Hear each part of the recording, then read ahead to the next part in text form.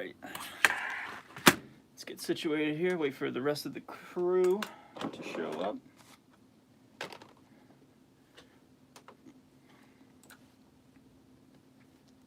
Monitor the chat over here.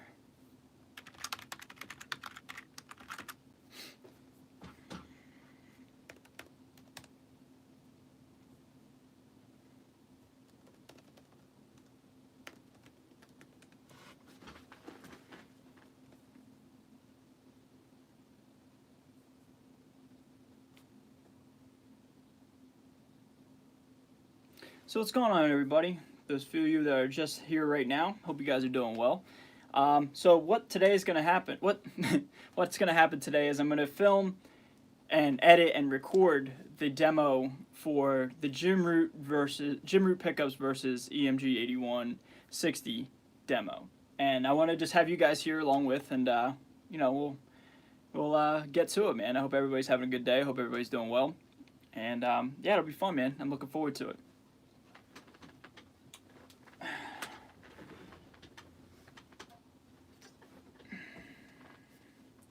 So what I'm going to do is I'm going to use one of these guitars, either the black one that you guys have not seen, I don't think at all yet, in 2020. This guitar was all over 2019, and even 2018 as well, but I haven't really played it much in 2020. Just, I don't know, I've been really digging the white one, and, you know, I don't know, I just kind of put this one to bed for a little bit. What's up, Micah? How you doing, man? Hey, don't worry, you and me, 6:30 Eastern Standard. We got an appointment, a hangout session, you and I, don't forget.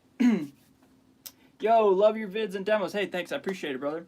But yeah, for those of you who didn't hear, I'm gonna be editing, filming, recording the Jim Root pickup demo between the Demonums and the stock 8160. So I'm gonna have to record one of them and then put it up on the DAW and then take out the pickups and then put it up on the DAW. It didn't make any sense. Put it in Logic, record it on the grid in Logic on the DAW, swap out the pickups, and then do that again, alright? And then we'll go from there.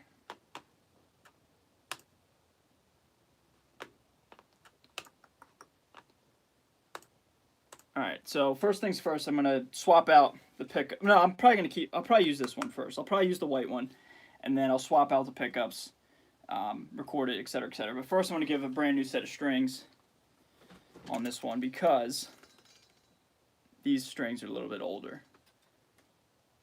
Colin, what's up, brother? Chris, how you doing, man? Good evening. How are you? As soon as quarantine is over, I'm getting a 5150. Hell yeah, Gabe, you better. Now, you're getting a PV 5150, an EVH 5150. You're getting the Stealth, the EL34, PV 5152. Which one are you going to get? There's a lot of 5150s.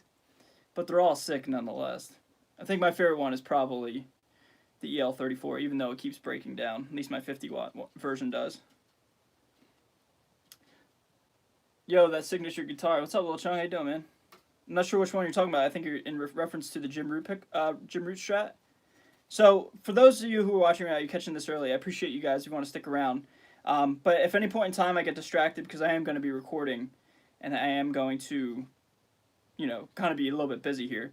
I'll say it one more time. I'm recording the demo and the shootout, if you will, between the Jim Root Demonums and the stock 8160. So what I'm doing right now is I'm restringing my Strat. I'm going to put on a brand new set of strings, and then I'm going to record the Demonums through my orange rock reverb, and then I'm going to swap out the pickups, and then I'm going to do the exact same thing, exact same riff, etc. with the 8160, and then I'm going to, you know, edit it and mix it, if you will, give you the raw raw guitars, and you know, just get all the audio ready for the video. And then, assuming we have time, I'm going to film it, at least film some of it, at least maybe the talking points, depending on how much time we got, because I do have lessons coming up here at 6:30. I have a lesson with one of my patrons, Micah. He's incredibly smart, talented player, and he and I have been talking theory for about, I don't know, close to 3 months, I think. And he's been doing awesome, and he's so smart and so talented and gets theory so quickly. So it's awesome that somebody that not only supports me and supports this channel and supports our channel, but it just so happens that he's an incredible musician and incredible student. So if any point in time any of you guys want to take lessons with me, whether it's regards to theory, technique, tips and tricks, you know, the link is in the page. The link to my Patreon page is in all my videos, and it's all there. So if you guys want to check that out, it's a great way to for you and I to get a one-on-one, and you guys can pick my brain a little bit better, rather than just, you know, kind of generic stuff through videos, etc. So I'm going to keep those strings there for now. They're the old ones.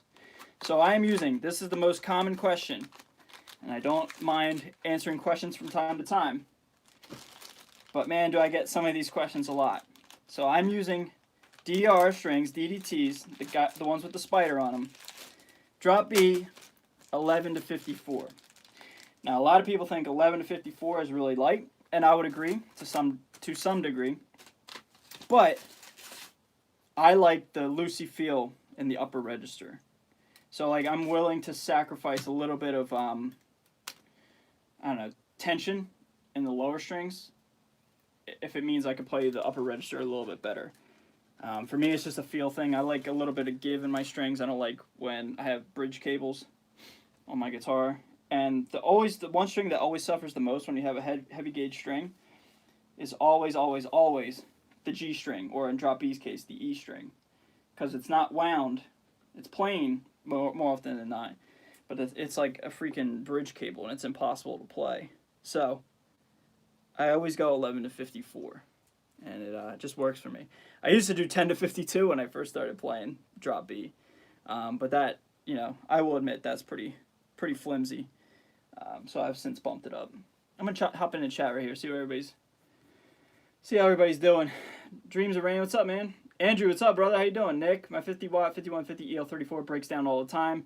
What's wrong with yours? Yeah, so mine, I've had it break down twice now. The first time was I actually don't even remember. I had to take it to a tech. It was under warranty. I had to take it to a local Fender dealer or whatever. I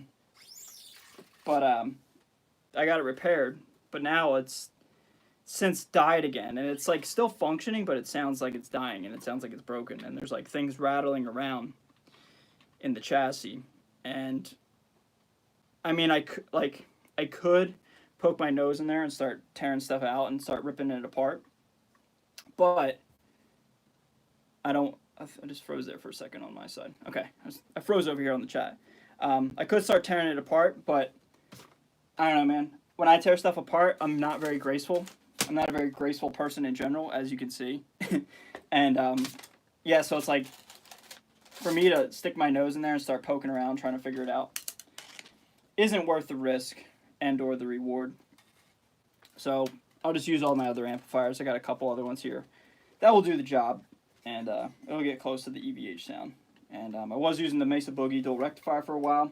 I recorded a whole brand new project that I'm going to unveil. Might as well just do it right now. But I'm also using the orange. I'm going to use the orange for this video and for this shootout between the pickups. But so if you guys follow me on Instagram, real quick, we're about 200 away, 250 away, give or take, from 10K, and that's very, very exciting, man, because that means this channel is just going to blow up exponentially, in my honest opinion, because I'll get the swipe up feature, and it'll just continue to drive more traffic, which means more awesome content for you guys. So I'm really looking forward to that. I'm hoping it happens sooner than later. So thank you for those of you who follow me on Instagram. I really appreciate you. But anyway, I've been teasing this on Instagram a little bit of audio tidbits, and so me and my friend from Philadelphia. He's actually from high school, and we used to live together, and we were like always buddies, but we were never like best of friends. Anyway, he's always been doing the band thing in the local scene in the local Philly area, off and on for about 10 years. And he's a drummer, a guitar player, etc., but he's a phenomenal vocalist. So he hit me up like a week ago because he saw my Iridium demo, and he loved that riff. It's the song Iridium from Luna Muerta, actually. And he hit me up and he's like, dude, you want to like start a band? And I'm like, yeah, man, absolutely. Why not? And so I wrote all of the instrumental parts in 7 days, Got like 6 solid, really solid songs. 5 or 6 solid songs. We're still working out the last one. But apart from that, it's pretty much done. And it's so sick, dude. Like, you know, like Luna Muerta is like my baby. I love that. But that's kind of on the verge of like being very guitar centric and like kind of like not as heavy as something that you guys would like to watch or like to check out, which I get. But this stuff is very, very heavy. And it's all because of this dude's name's Anthony. Because of Anthony's vocals. He is like the Acacia Strain meets Die Hard is Murder. And it's so fun to work with him. And he's super easy to work with, super talented. So that's going to be coming out on, I believe, D-Day, June 6th. If not, June 5th. I forget which one's the Friday. It's either June 5th or June 6th. And that's going to be so fun to show you guys because it's so heavy, man. It's like all drop A, drop B stuff, ignorant breakdowns, solos, like just the sickest project that I've been a part of. And I'm super proud of it. And it sounds so good, man. I'm really, really looking forward to showing you guys that stuff. So that'll be a lot of fun, man. I used my Dean V Stealth, no, my Dean V 7-string, excuse me, for the majority of the rhythm, but I also used that 1971 Les Paul Custom that's been here visiting for a while. I used that for the majority of the riffs too, so got some really cool guitars. Used Mesa Boogie dual rectifier for it. It's gonna sound sick. It does sound sick. It's gonna be awesome. I can't wait to show you guys. The first single will be out, give or take, in about 2 or 3 weeks once we get everything finalized, you know, through the label and the publishing and you know, all that stuff. And you know, the band itself, it's an actual band. It is a legit band. Consists of a whole bunch of dudes that he knows from the Philly area, and I'm extremely humbled by the fact that they were so into my instrumental part that I created that they wanted to be a part of it. And yeah, man, it's just gonna be so sick. I can't wait to show you guys. It's like I said, it's just like so ignorant and heavy in the best way possible. It's like heavier than you would expect from me because I play metal. Sure, I play metal. But my own personal stuff isn't exactly the heaviest in the world, and I fully admit that. But this is, like, way heavier than anything I've created personally, and it's gonna be fun. It's gonna be a lot of fun, man. I can't wait to get it out for you guys, and I want to rush it, and I want to like release it right now, like literally right now. But you know, I have to be somewhat smart about the whole idea, and you know, market it correctly, and you know, be a smart businessman about it. You know what I mean? So I'm not gonna just blow it in one shot. I gotta ramp it up and hype it up, etc. So now, all right, brand new set of strings on. I got a new battery in, which I did off camera before I started the stream. So now I gotta tune it. I'm using Tonality Andy James as a glorified tuner. And let's see, I'm not getting any signal, which is always sick. I'm not in the right DI box. There we go. Travis, need a bassist? Dude. Travis, how you doing, man? Good to see you, bro. We honestly... That's a good question, dude. I don't know if we might need a bass... Like, okay. I'm going to turn this down so I don't annoy you with this. But what's funny about the music industry and just musicians in general is, unfortunately, they can be very flaky, I've come to find out. And things can fall apart at any time. So to answer your question, I don't think we need a bassist. We got a band, but these are all Anthony's friends, my friends' friends, and you know, I hope this isn't all for nothing. You know what I mean? Because I hate being so passionate about stuff and then people can't follow through. That's like the biggest pet peeve of mine, not only in music but in life, when people flake and people aren't willing to put in the effort. I've had that happen to me more than I'd like to admit. You know, whether it's creating videos or, you know, even like going to the gym or like just anything that somebody needs to put in some work. More often than not, people flake on me, and I don't know if that's just because of me and how I am, because I'm super passionate and maybe a little overzealous sometimes. But man, my mentality is I always just like to go for it. Whatever I'm doing in life, I just go 1,000%, and it's hard to find like-minded people like that. So it kind of frustrates me, you know what I mean? Let's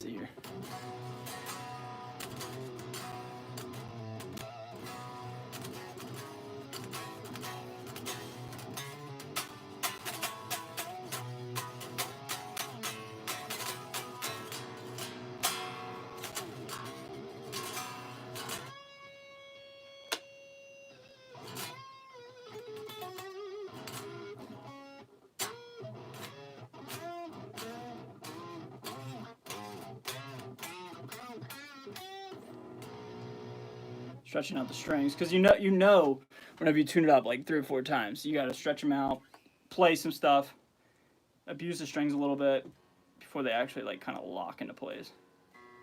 I'm really looking forward to doing this, man. I've never done a video live. I've never done anything live, like in regards to how I create my stuff.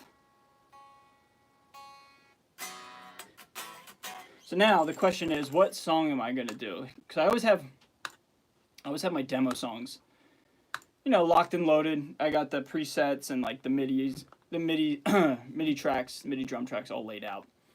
And so now it's just a matter of like finding out which one I want to use. You know what I mean?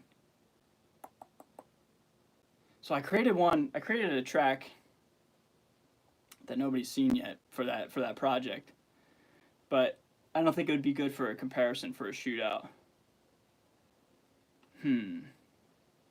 I could do 6 Years, 2 Hearts. That one's a classic.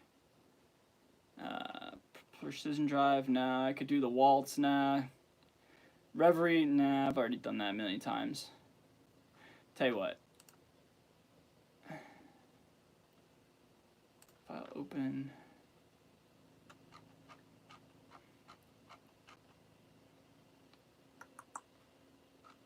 I know which one I'm going to use.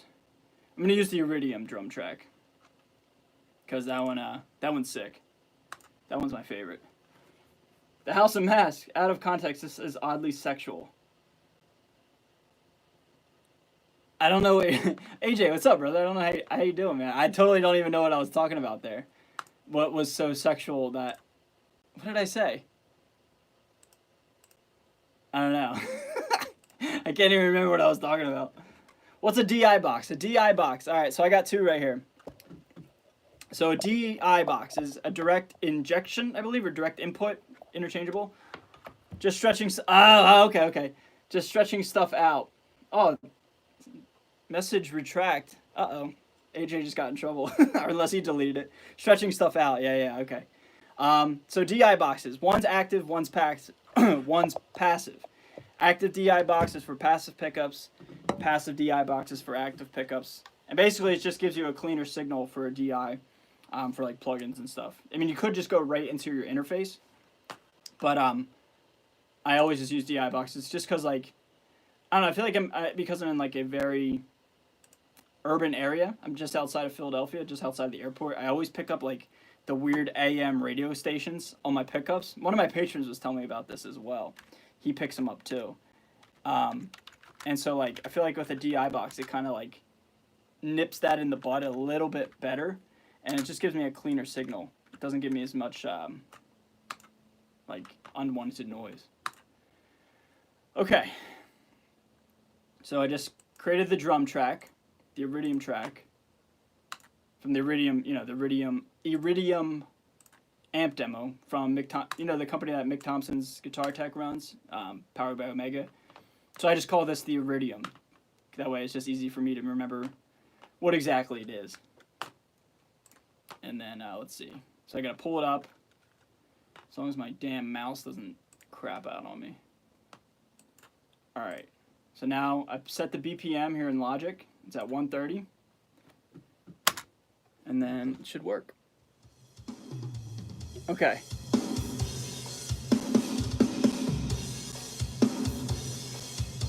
Alright, roger that. Sick. So, that's my drum track.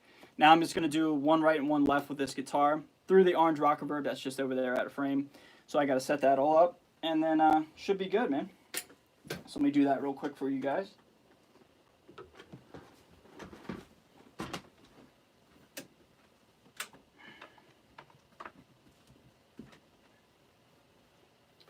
So this is going... It'll go Orange Rock Reverb Mark II, Precision Drive by Horizon Devices, Universal Audio Aux box.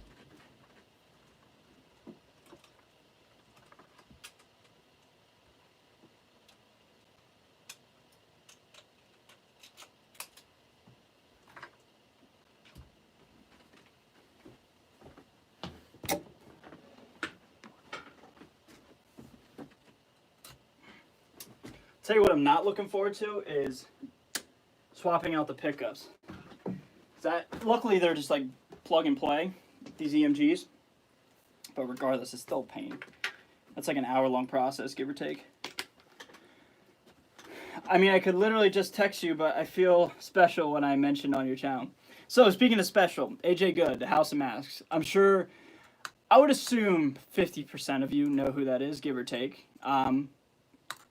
Top... Excuse me. Sorry about that.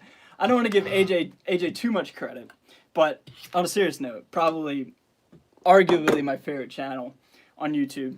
Between that or one of the horror channels, horror movie channels. But if you guys have not subscribed to the House of Masks, very informative, not only with Slipknot and Buckethead, but also Michael Myers, Guar, Batushka, Portal, bunch of bands that like I never even heard of until I started hanging out with AJ via the internet.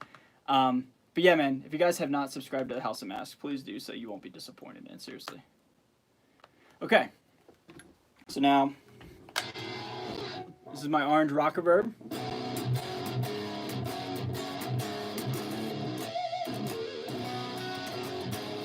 And my precision drive. I'm going to switch out the cab. I don't like that cab. There we go. I mean, I'm sure you guys can't tell really a difference via my cell phone, but I'd have a couple presets on my Xbox for like certain cabs that I want. Some are a little bit boomier and bass heavy than others. Now I'm using my tuner, my Tonality Andy James, my glorified tuner again. Just double check everything's rock solid, good to go. And then we're good to go, man. So I'm about to start recording. I always mess that up because as soon as that red light button goes, you know, I always tense up. It's just nature of the beast, you know what I mean? As soon as the record button goes, you like mess up. But I have to say, on a serious note, thank you guys so much for tuning in and hanging out with me. It feels good knowing that I got you guys because I have a lot of haters for some reason. For example, on my video I posted today, somebody said they wanted to punch me in the face because I smile when I play. And yeah, man, there's just a lot of beta boys out there that just like get so angered at the fact that I just enjoy just playing guitar. So the fact that I have you guys allows me to stay motivated and thoroughly enjoy what I do. So I thank you guys so much. You guys mean so much to me, seriously. All right, let me check all my levels. See what a process this is, dude? Like, this is always a process, man. It takes forever to record and film. Got to get my levels right. Got to get the audio right. Got to make sure I play correctly. You know, it's a lot of crazy stuff. Whoops.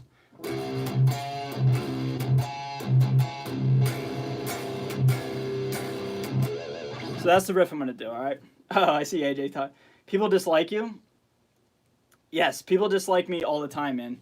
I get more hate than I think the average guitar channel, and I don't know why, man. Like, I literally just don't say anything controversial. I don't talk about politics or religion or anything other than like, oh, I like this guitar, I don't like this guitar, this is cool, this is not, and people just like say, yeah, I want to punch you in the face, you're a loser, kill yourself.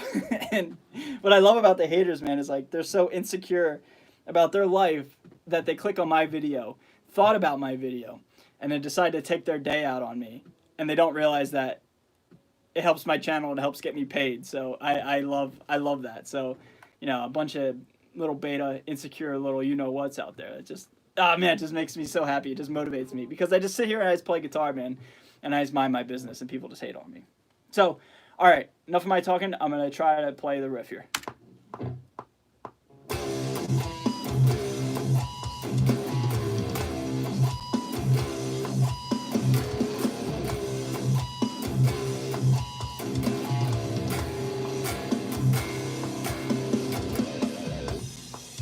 So that'll be the right side.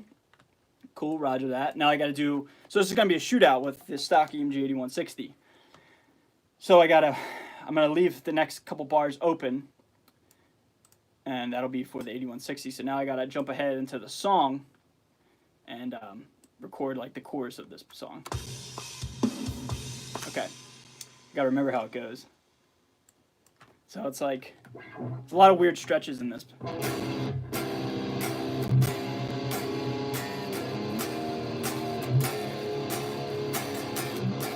Wait. Wait.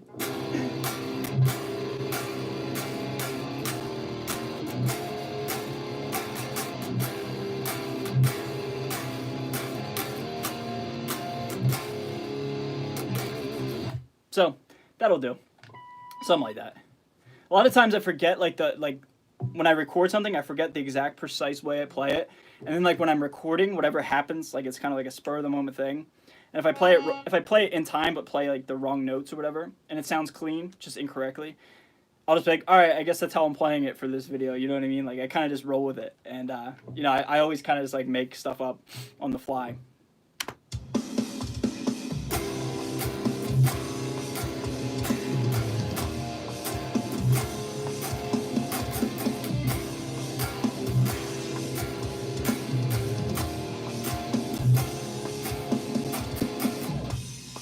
Okay, and I think that's it, because then it goes back to that riff again. So, okay, sick.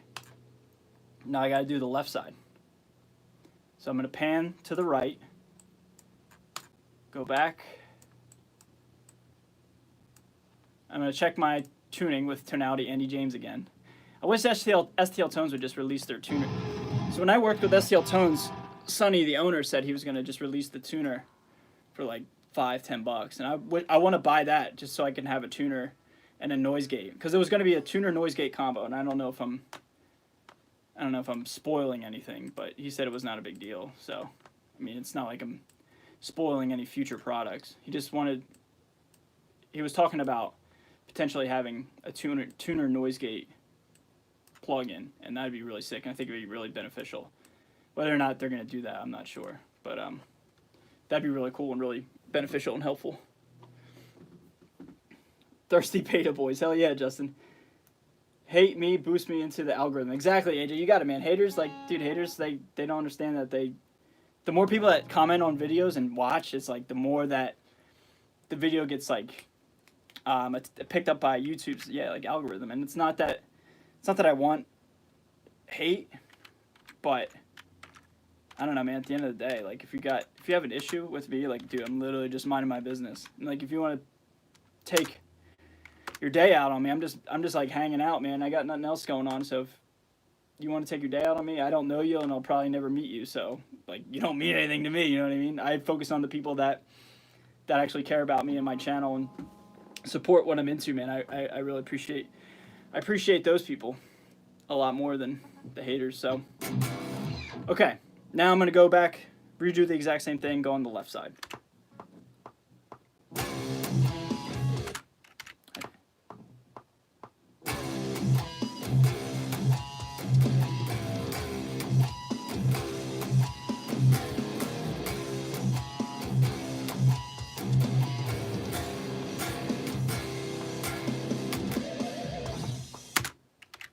Sick.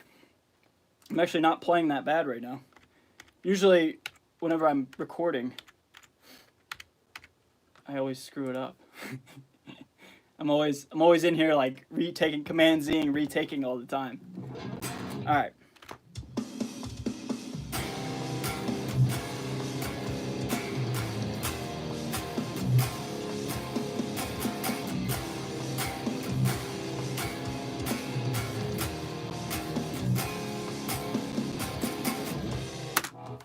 All right, sweet. So that is pretty much. Let me listen to it.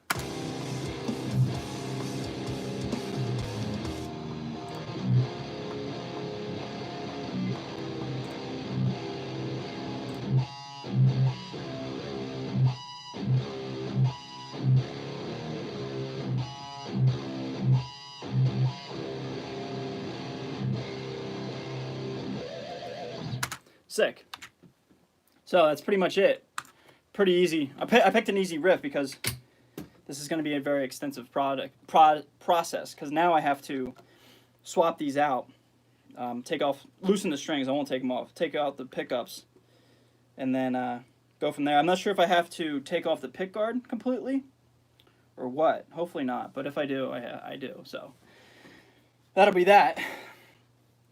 Doom 2021. Hell yeah, man. That's kind of like what my riffs are known for, man. Like, I'm not I guess I can shred a little bit. I can hold my own, I guess, a little. But I'm not a shredder, man. I'm not a shredder at all. I just like sick riffs, you know what I mean? Alright, put the amp on standby. And now here comes the not so fun part. So I gotta swap the pickups from the stock 8160, put it in the white Strat. I could technically just play, like there's a lot of things I technically could do. Like I could put the black neck on this guitar. I could just play this guitar with the maple board, but I know there's going to be a lot of people being like, oh, well, you didn't actually just put the right pickups in the same guitar, so it's going to be different. So rather than just like subjecting myself to more hate than I'd necessarily care to have, I'll just swap out the pickups. Hopefully it won't be that big of a deal. Me and pickups don't get along. They're pretty finicky. You know, I think most people would agree that electronics in general are pretty finicky. And there's always something that goes somewhat wrong, some sort of troubleshooting somewhere. So hopefully the guitar gods will be gentle and won't give me too much of a problem as I'm doing this live in front of everybody. Kevin, what's up, dude? Yes, pickguard has to come off. No, dude! Why'd you tell me that? I thought I could get slick and not have to take off the pickguard, but I guess I don't. Kevin, you guys know Kevin. I've mentioned him before. He's like my quote-unquote guitar tech. He's a local dude and super talented. Yeah, you're right, Kevin. Thanks, dude. Thanks for the fair warning. He's a super talented tech and he repairs amps and repairs guitars. And whenever I need something done other than solderless pickups, I always go to him because, again, I'm not the most graceful cat in the world. I could do it, but I have a habit of breaking things ever since I was a little kid. I always break things, whether it's my body or my stuff. So I always have learned as I get older to just let somebody else do it, pay them, and then get it right the first time as opposed to just jacking it up or, you know, whatever. I'm not a very graceful person. I fall a lot. I break things. I break bones. I break everything. And yeah, so that's why I always just have other people do it for me.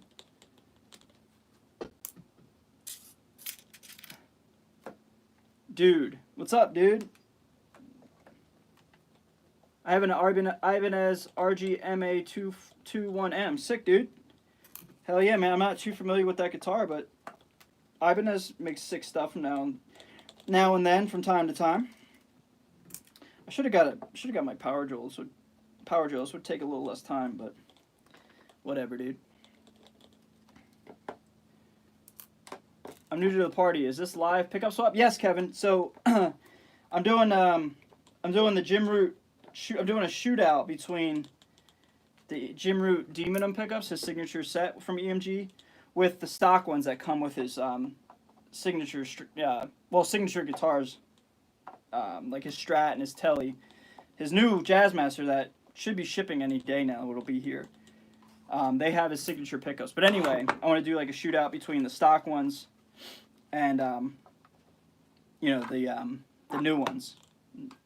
And people have been asking about that. Dude, you guys love Jim Root and Slipknot, man. It's fun, for sure, man. It's fun making those videos for you guys because you guys, for the most part, majority of you guys like those videos. There's a lot of haters on those videos as well. Let's say like, oh, why do you make Slipknot content? Why do you do this? Why do you do that?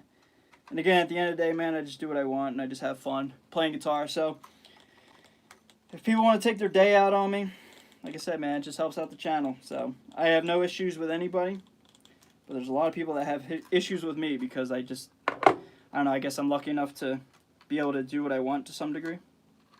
I don't know, man. I don't know what everybody's problem is.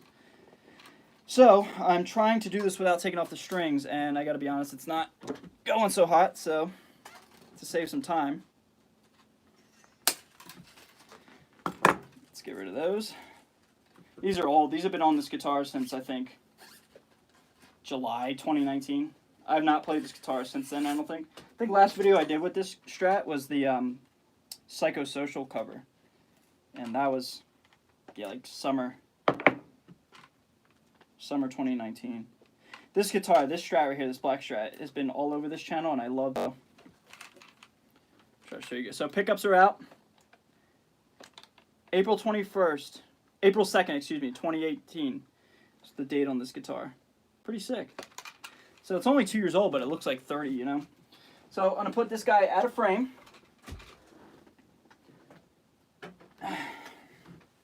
Now, the hard part.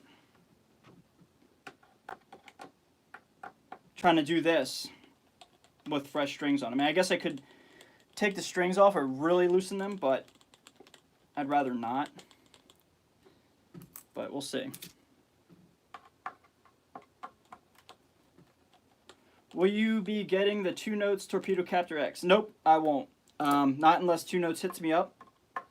But the Universal Audio aux box is more than I'll ever need, in my opinion. It's the sickest thing ever, man, and the app is like incredible. And yeah, dude, like I love the aux box. I've had it for about a year, and it's been on every time I've used a tube amp since like April. It's been on the channel. I've not used anything else. I don't use my cabs, my real cabs, because I'm in a pretty small space, and I kind of like my windows the way they are, so like I don't want to blow them out. So I use the Universal Audio aux box, and I recently actually just made a new cab with it, you know, cab, like 2 days ago, and that's what I'm using for this video. Because I know there's a lot of high end in my other cab, the virtual cab I made, and I kind of couldn't figure out how to get rid of it without carving out too much of my like guitar. Hard to explain, but anyway, I fixed it through Universal Audio aux box, and it sounds sick, dude. All right, one more screw. Yeah, unfortunately, I gotta take the strings off. I'm not even gonna mess around with it. I'm just gonna take them off. At least the majority of them. Good thing I gave some room when I was cutting the strings. Micah, when Jim Sig model is that 1,000+ wears in? Wait, when Jim Sig model that is 1,000+ wears in? I'm not sure what you mean, brother. I don't know what you mean. These do wear in very easily, I know that. I'm sure you'll clarify here in a second, but I'm not sure what you mean, bro. I think it's cool how you're covering Jim Root stuff. Most people run to Mick Thompson. I have a Washburn WGGGT Greg Tribert model with an AMG 81, EMG 81. Hell yeah, that's awesome, dude. In regards to doing Jim Root stuff, yeah, I mean, I don't know. I just kind of just like, I didn't set out to like do it because nobody else is doing it. I just did it because I thought it was interesting. And like this channel has seriously gained some traction and some new fans and some haters. Again, haters, a lot of haters. I'm just on a haters kick just because I got a lot of them today, and they just motivate me. So I try to make that known whenever I can. Anyway, yeah, I was just doing Jim Root stuff just because I thought it was interesting. I didn't set out to do something unique. I just did something that I wanted to take a look at. So. And so, or not take a look at, something that I would want to watch. Sorry, I'm trying to multitask here. Okay, strings are coming off. At least the majority of them. Just because I don't want to break anything, I don't want to break any sort of wires or anything like that. Just do it right. Don't want to take the easy way out or anything like that. And so the goal for this video is to get it out on Friday, though I don't know if that's going to happen. I don't know. Seems like to be a bit of a daunting task. I'm not sure how that's going to go. But if not, it'll be out probably Monday or next Wednesday. Because I'm always doing 3 videos a week. I think you guys picked up on that. And honestly, too, I'm not doing the Ask Ray stuff for the time being because, you know, I appreciate a lot of people hit me up and have good intentions, but a lot of people just hit me up and then disappear. Like, they'll hit me up with a question, and, like, I used to, like, answer everybody, you know, just because I like to think I'm a pretty nice guy, and I like to be helpful. but I felt taken advantage of a lot of times when people would ask me something. I tell them I try to help them out, and then take time out of my day to help people out, and then they disappear and I never hear from them again. I don't like that feeling. I don't like feeling used. So I created the Ask Ray segments, to help negate that, to help people try to get a hold of me and try to pick my brain on videos, and then nobody watches those videos. So it's like, it's confusing to me.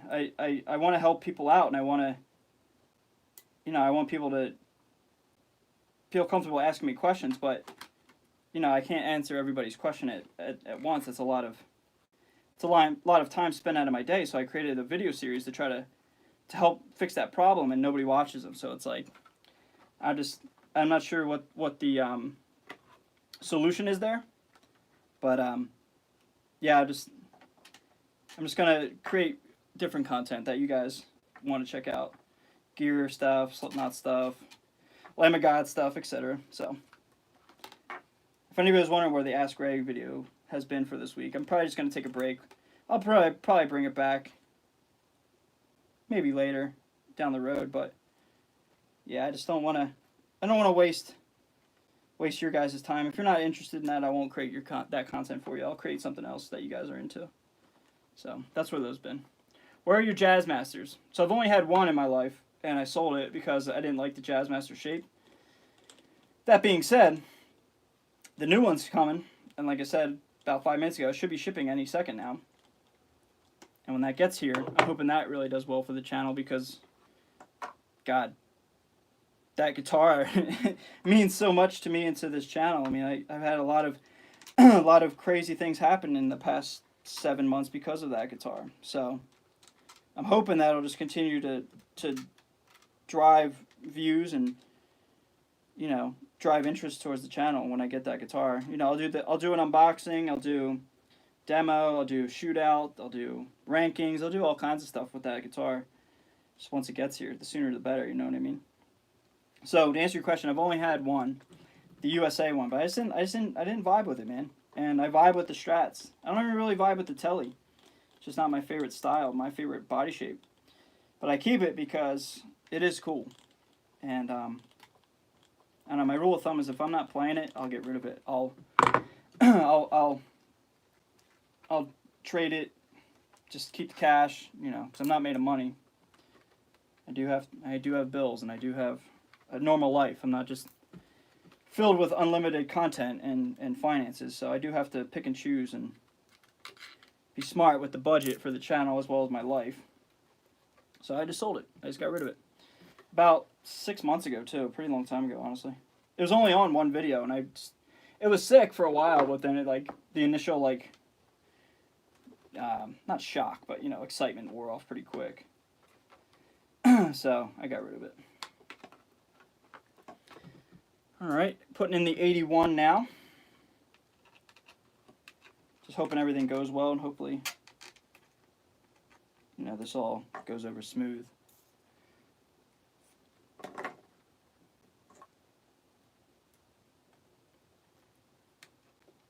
Hello from the Ukraine. What's up? Hey, cheers from the United States, brother. You have cool videos. I will collect money for the Jim Root Stratocaster. I can only allow myself in a year. Hey, absolutely, man. Save up, dude. They're phenomenal guitars. They'd be my dream guitar if they had fretboard markers. If they had block inlays, that'd be like the ultimate dream. And again, that's why I love the Jazzmaster that's coming out, because it has the block inlays.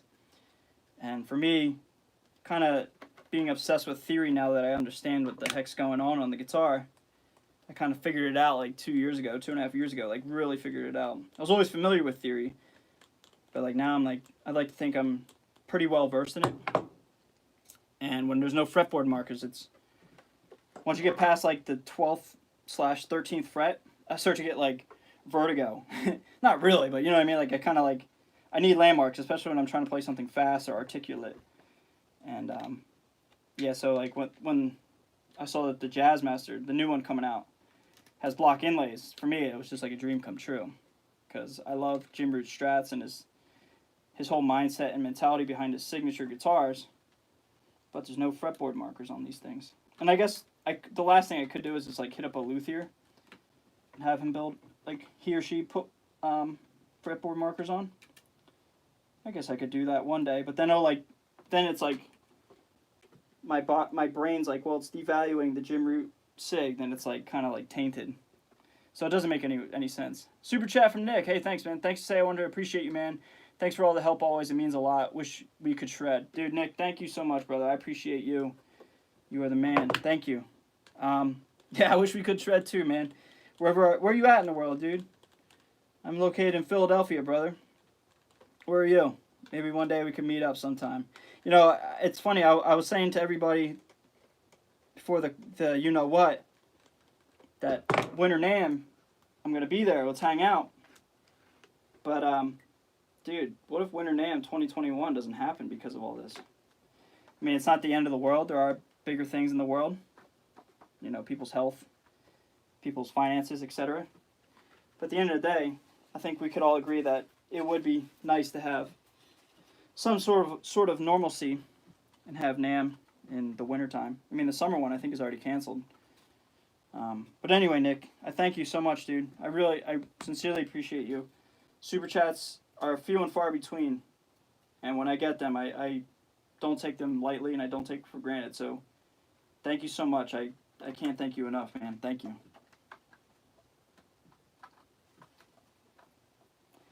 So, ladies and gentlemen, what Ray is trying to do right now is trying to get the damn pickguard back in place. Because I got the 81 and the 60. There we go. Back in place. It's not sitting right. There's something going on in the middle here with the wires. They're not sitting right. Maybe.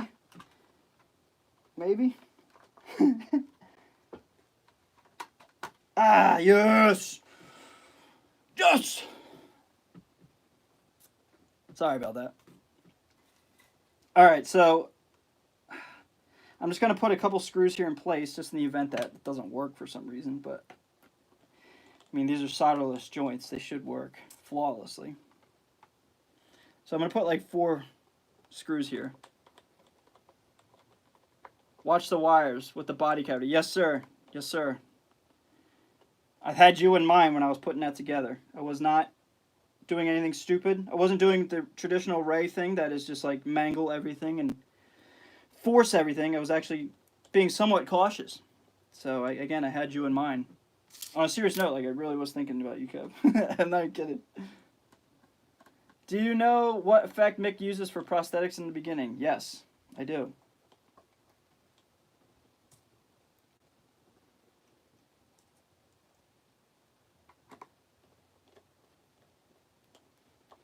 I don't know if y'all have watched the Jim Root Fret 12 Gray Chapter stuff where Jim teaches you all the songs, but it's useless because there are no fret markers. Yes, Micah, we talk about that all the time when we're doing lessons, brother. It's like, I think it's sick that he, you know, he teaches people the songs, but it's kind of hard to see, especially on the close-up cam where he's like, all right, so it kind of goes here, and then it goes here, and I'm just like, you know, oh, all right, I totally get it now. In reality, I have no idea.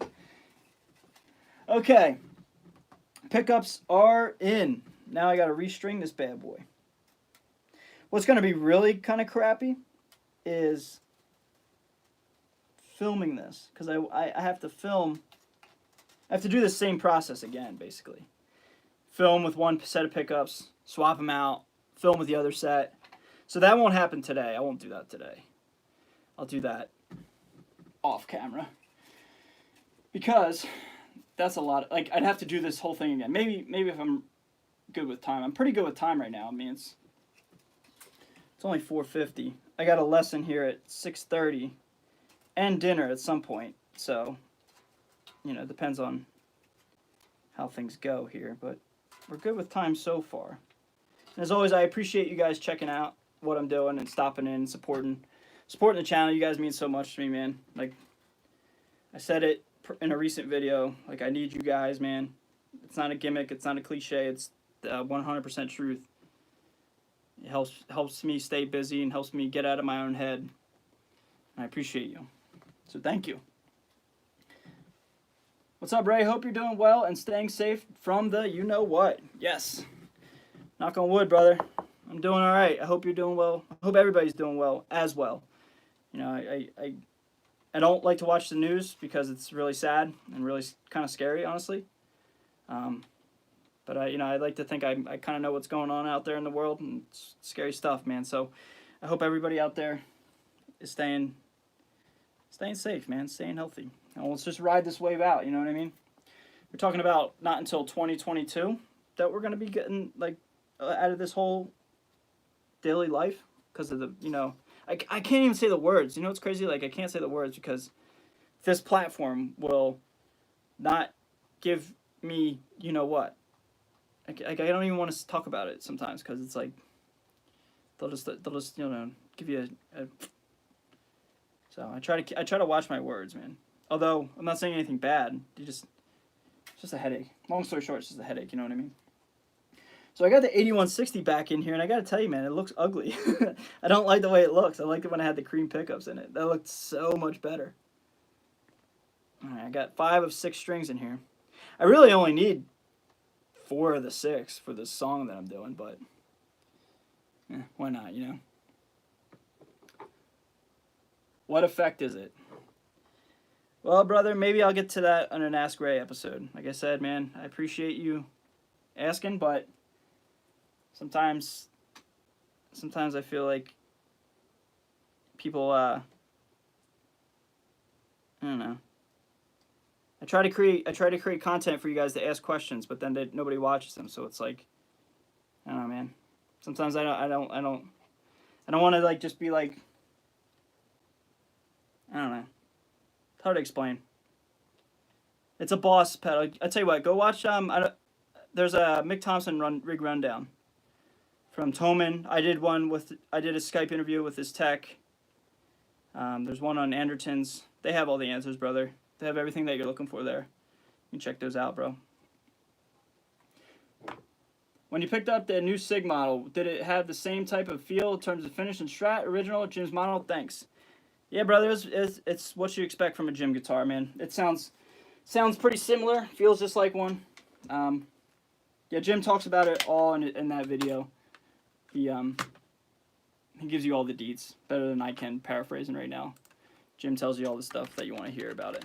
Same with the pickups. EMG's got a great video on the pickups where Jim talks about them, so you can hear it from Jim himself. It's a really good video to check out. All right, so now I have the strings back on. Now I got to tune it back up. So I'm gonna put on the amp.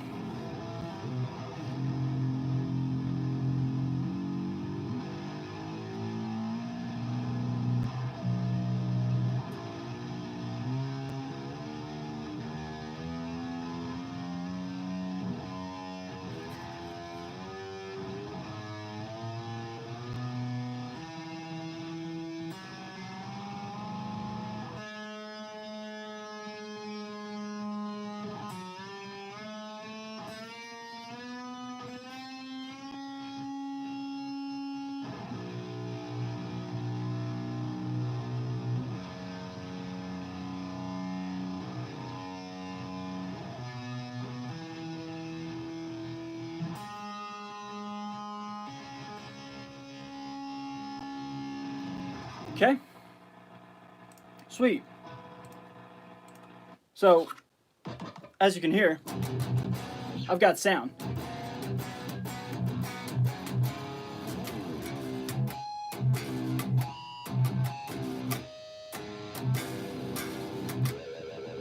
Cool.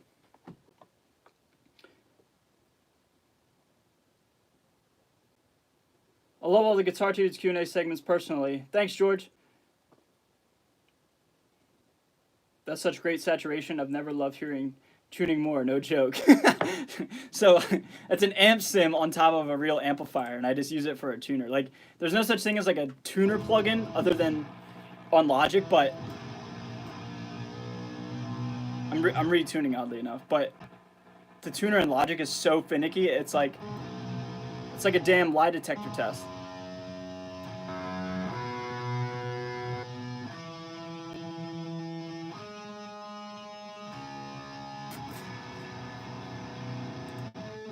Alright, I think we're in 2 now. So first impression, man, it sounds so different. And I don't want to give away my thoughts yet. Because you guys got to watch the video. Otherwise, I'm doing this for nothing. Okay. Ready? I am.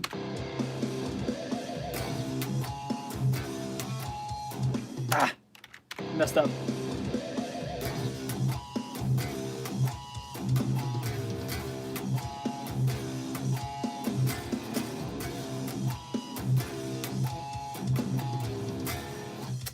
Damn it.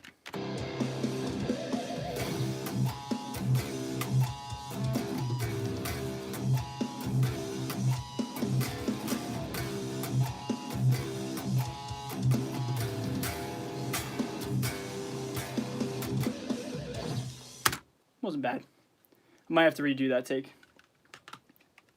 I don't know how it sounded on your guys' end, but I flubbed up a little bit. And I think I'm out of tune again. Back to the tuner. Oh yeah. I'll have to redo the whole thing.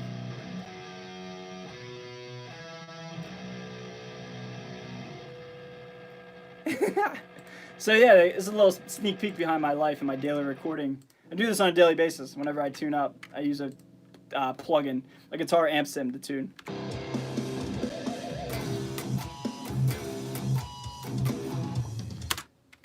Struggling.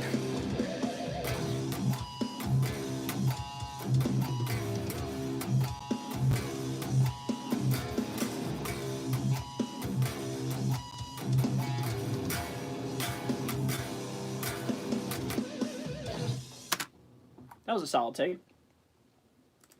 Alright, I gotta tune up one more time just in case.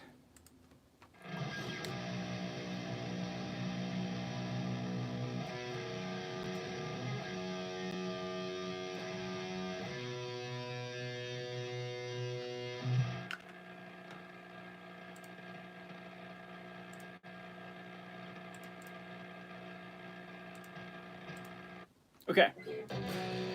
Do the same thing again.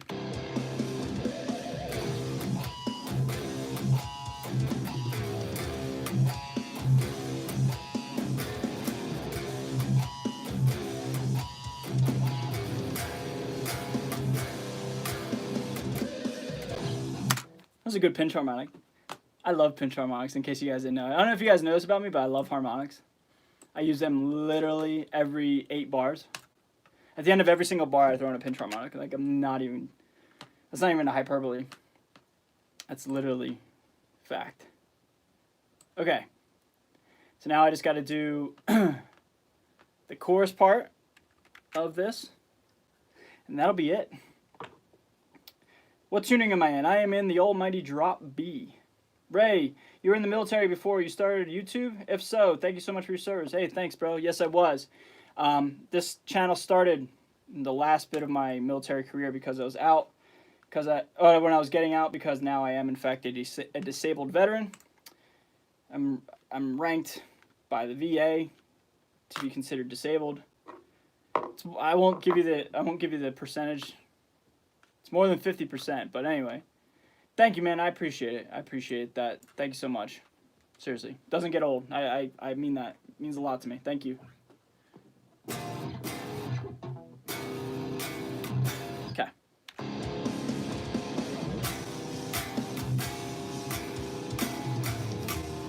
Ah, you mother... Excuse me.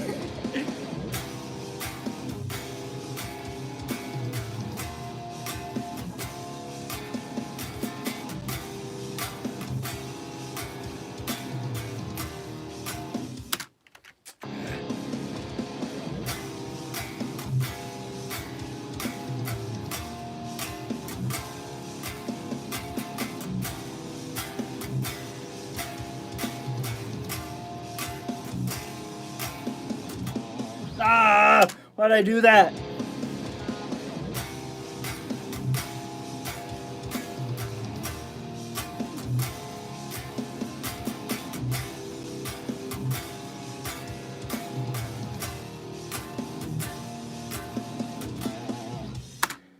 I do that pinch harmonic one more time.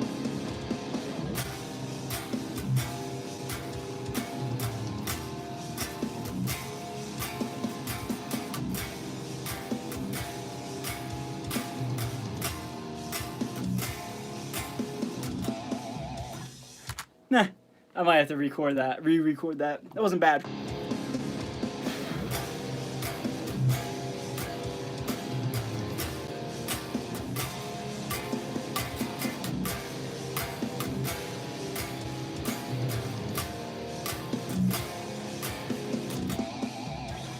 That wasn't bad. Oh, I think I can live with that. Let me hear it again.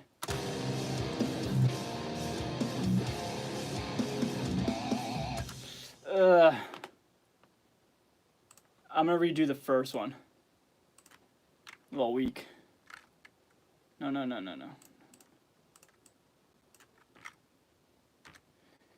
Command save. Oh, drop my pip. Oh. Okay. Here we go.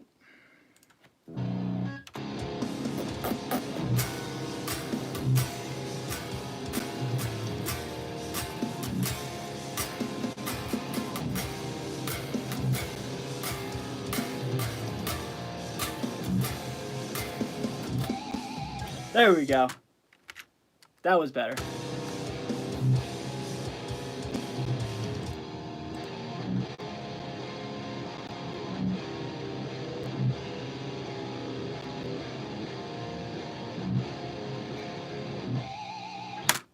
Cool.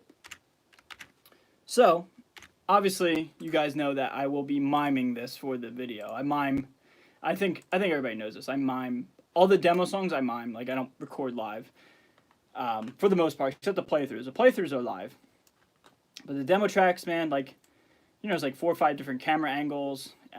You know, I don't have 4 or 5 different cameras. I have 2, and I really only use 1. And so I hope you guys know that this song that I'm creating, I will be miming it. But the playthroughs I'll be doing with these guitars, or this guitar with these pickups, I will be doing live. But yeah, man, so that is the demo song. Now I gotta do the bass. So I gotta put that down. You guys see it? I'm gonna take a look at it. Look at this. Yeah. What do you guys think of that? It looks bad.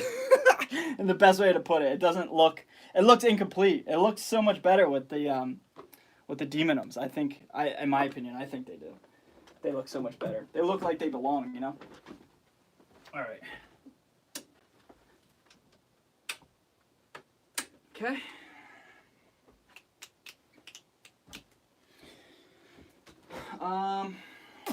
Now I gotta do the bass. So, okay.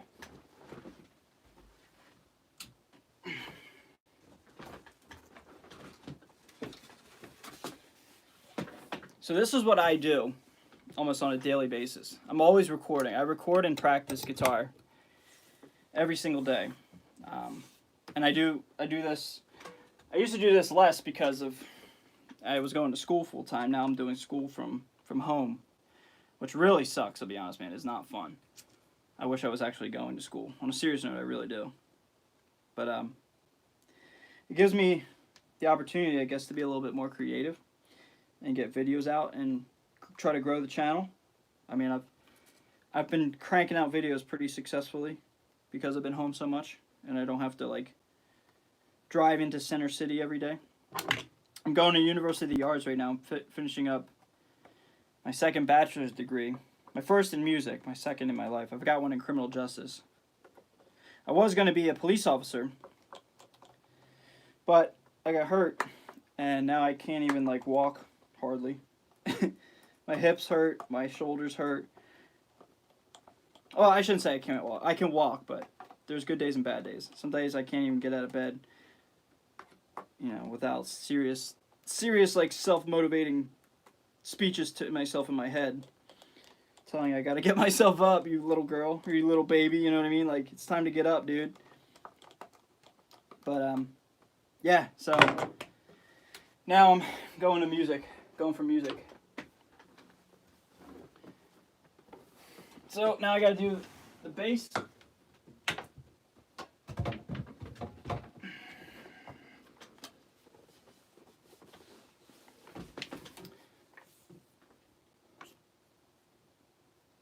Hey, Timothy, Evan, Richard. Hey, thank you so much, man. You got me pumped. You got me back pumped on metal.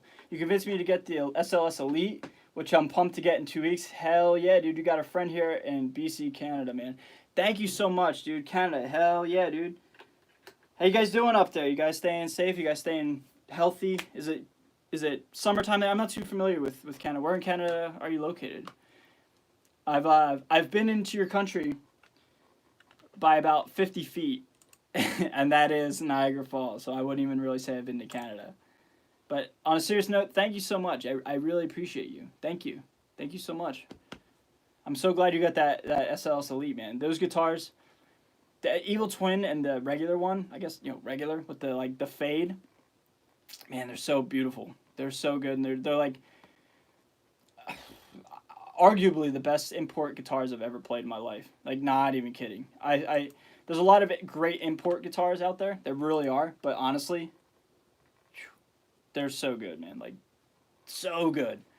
The Fishmans, and those are the first guitars I've ever played with Fishmans, and Fishmans are just so sick, man. So unique. They really are. I saw somebody asking what picks do I use. So for bass, I just use a Tortex 1.14.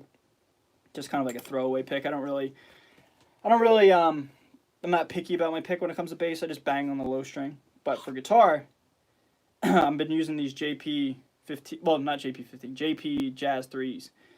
They're like 1.38, very thick, and I like them a lot. I was using Tortex Sharps for a while, but I've since switched over, just kind of changing it up. And I feel like these are a little bit faster off the strings and not as grippy on the strings. The Sharps get a lot of high-end shrill on them, so I've since switched. So please bear with me. I'm switching over.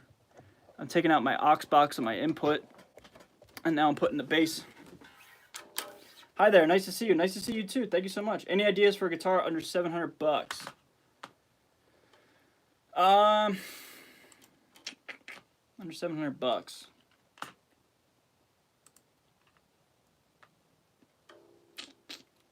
I mean, Dean makes a couple solid guitars under 500, under 700. Schecter does too. ESP LCDs there's a couple under 7. Yeah, Harley Benton. Go Harley Benton. Harley Benton makes amazing stuff for a couple bills.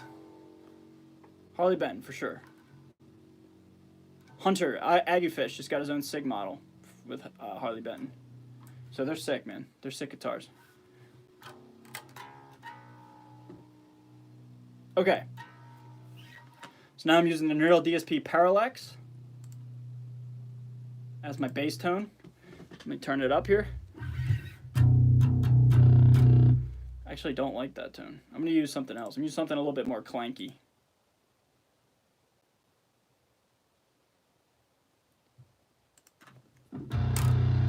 Yeah. Now that's sick. I like clanky, grimy, dirty bass. Yes. Okay.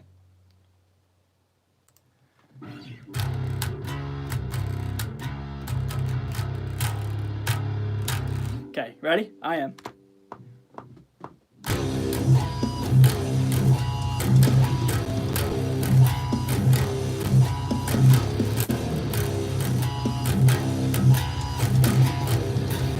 No! I messed up.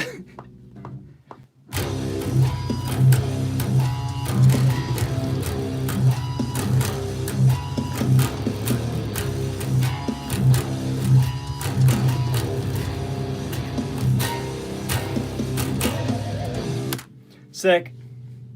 That sounds so good.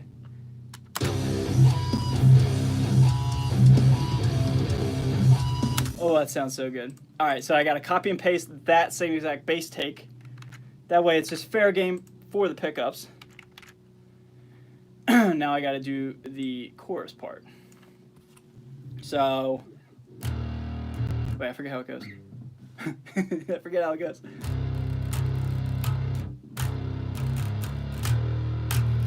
Yeah, so the bass is really easy because I can't do all the crazy stretching without hurting my hands.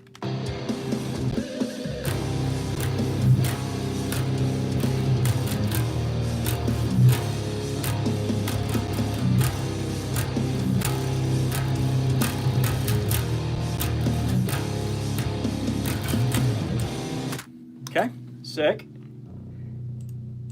Copy, paste. Okay, now I literally just have to copy and paste the riff. And I think that'll be it. So then I'll do the isolated guitars.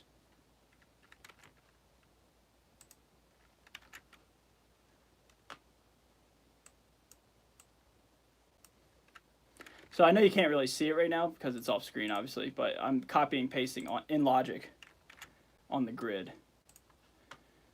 And then I gotta mute the drums here because I'm trying to do the isolated guitars so you guys can hear what these two sound like side by side. So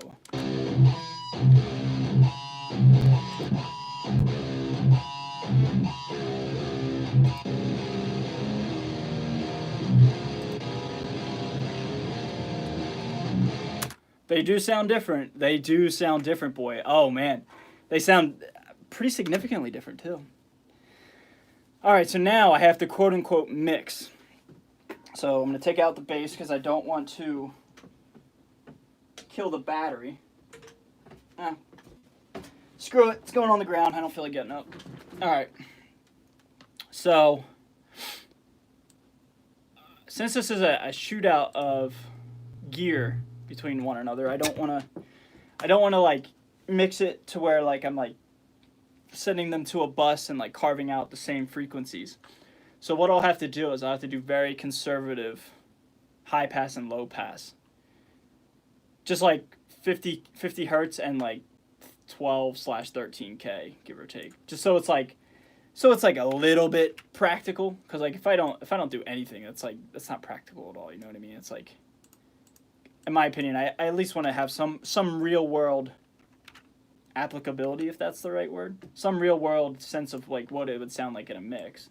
Like I'm not going to purposely make my mix sound unfinished, because then what's the point, you know what I mean? Why would I show a mix if I'm not going to do it right? But I am going to do it conservatively. I'm not going to carve out anything other than the highs and the super highs and the super lows. Stuff that's like subsonic and then like super fizzy that you can't even almost even hear. And then, so I'm just cleaning up. I'm just trimming out everything so everything just kind of flows nicely. Okay, so I have all 4 tracks. They're all the same volume. Now I gotta create a track stack in Logic, which is the equivalent of a bus in Logic, and then label it guitar, GTR. Okay, now this is where I'm going to do my mixing. So first thing I do is the Waves Q10, and then I'll load my preset Ray guitars, and I'll turn every carve and every boost that I do, other than the high pass and the low pass. High pass will be at, I'll go 13K. All right, I think that's pretty fair. And then low pass will be 50. Very conservative. Like, actually, I'm gonna go 60. 60's fair. 60's fair. And then create track stack for the bass. And so what I do is I take off parallax off of the track, put it on the bus, and then it's just easy for me to control. I like having buses. I don't know, it's just like a weird, I don't think it makes a difference, just a weird thing that I do. Okay, back to the guitars. I forgot something. I have to go get a Waves multiband compressor. That's the slightest. Do I even want to do the multiband? Is that really fair? I'll tell you what I'll do is for the mix I'll keep it conservative, but the playthrough I'll keep raw. I think that's fair. Yeah, I'll do that. Because again, why would I do an unfinished mix? Why would I do a bad mix? That doesn't make any sense to me. And then lastly, I use Joey Sturgis bus glue, just because it's easy. You know, just because it's easy. I'll just say that. Create track stack for the drums. Send the drums to a bus. A little bit of compression just to keep everything in check, keep everything quiet mostly. Because I've found out as I've been mixing, as I get older and as I do this more often, the quieter the mix, the better. So like my mixes don't touch higher than like -7 dB on the master fader. And that's something I never grasped that concept until I really wanted to like make my stuff sound as good as possible. Okay, next on my master fader I use 3 plugins. First I use a J37 tape machine from Waves. I got a preset on there that I really dig. Just makes it sound more professional. Then I use the Waves Q10 again, just high pass and low pass on like the 20 hertz and 18K, no, 20K. I'm sorry, 18K, 20 hertz, 18K. Just get rid of everything that is like unusable. Just keep it very clean. And then lastly, Waves SSL comp, the bus compressor from Waves. And again, I have a preset that I use there, and then I adjusted it accordingly. And I'm barely gonna kiss the mix, like barely gonna touch it. And that's it. So that's like I have everything set up. Now I have to use my ears and listen. So I'm gonna look at. So I'm out of touch. I grew up in the '80s. Tell me which metal bands are relevant today. Ah, dude. Wrong stream for that, brother. That's a long. That's a long. That's a long list. I tell you what, man. Because I have a video. I have a video on my channel called my top 20 favorite bands of all time. That'll get you in the right direction. A little high and low pass don't hurt, man. That's right. Yeah. Again, I'm trying to appease the people. Like, I don't know why I'm doing this. I'm trying to appease people that I don't even care about their opinions anyway. I'm trying to appease the haters that'll just say nonsense anyway. So at the end of the day, I might as well just do what I want to do anyway. And if anybody has a problem, they can leave their insecure comment on my video. I don't really care.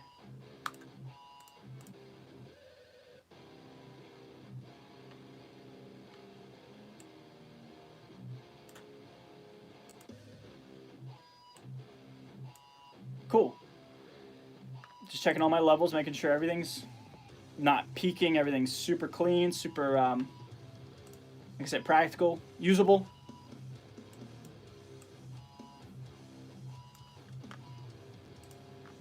I think the guitars are a little loud.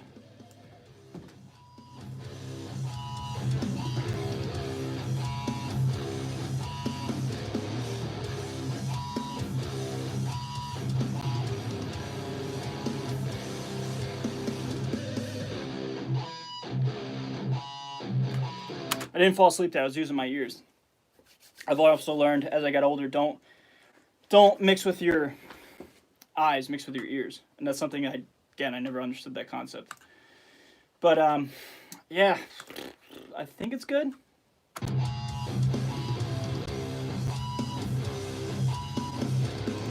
Turn the bass down just a tad.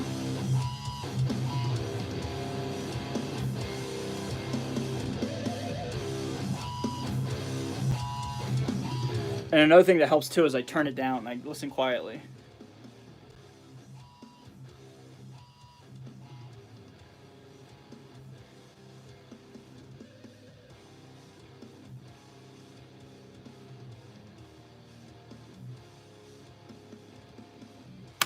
I think it's good.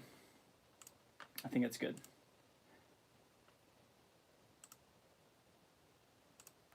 Let me see.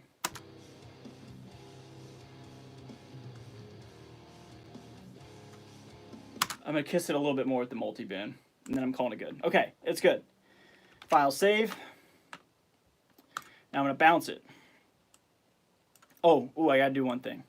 See how tedious this stuff is, man? People think that, like, I think a lot of people think that, like, YouTubers, like guitarists or musicians in general, like, their videos don't take a lot of time, and, like, they kind of just, like, make nonsense out of them.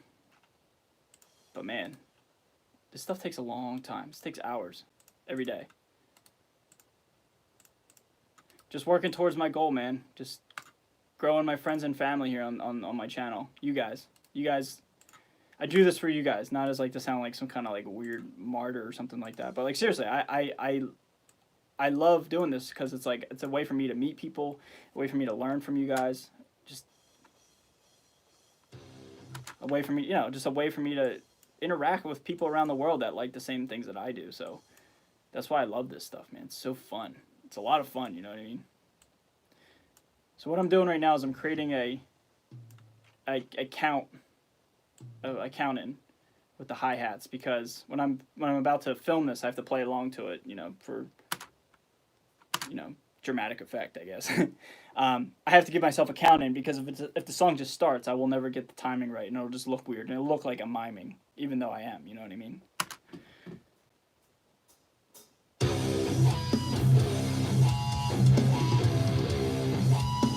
Yeah, that sounds sick. Okay.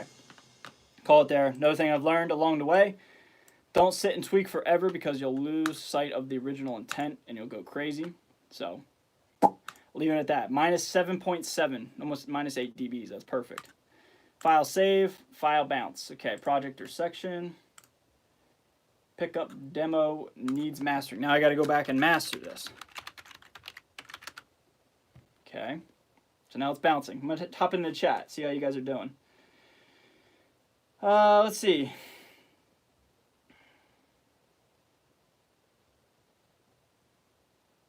Now he says waves, and I just think he start wanting to go buy plugins. Hell yeah.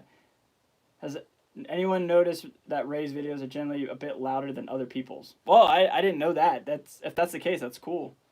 I think. I mean, it's clean. It's clean, but it's louder. I try to, like... So I'm assuming you're talking about, like, the demos and stuff, right? Well, what I do is I try to give everything, like, I try to be as good as possible at all times, dude. Like, there's a million other physically better guitar players than me. Like, a million, literally a million. So, like, what I try to do is be better in every other way possible. Because I'm kind of like, I practice every day, and I think I'm a solid player, but let's be real, I'm not no virtuoso. I'm just the best version of myself. So I always try to be the best version of myself in any way possible. That's from learning theory to memorizing the fretboard to memorizing chord structures and chord progressions to then mixing. So if you're saying that my videos are louder and that's a good thing, I hope it is. I appreciate that. And the reason why they're a little bit louder is I master my track. So I just bounced everything out, right? I bounced the track out. Now I put a brand new project in, and I have to master this now. Now it's, the poor man's mastering. It's just the Slate digital, what's it called? Slate Digital DFX, Slate Digital FGX, and that's their mastering plugin. I used to use Slate Virtual Mix Rack all the time, but then they stopped working on Catalina, and I don't know if they've ever updated, so that's when I switched to Waves. All right, so I'm calling this Pickups Mastered.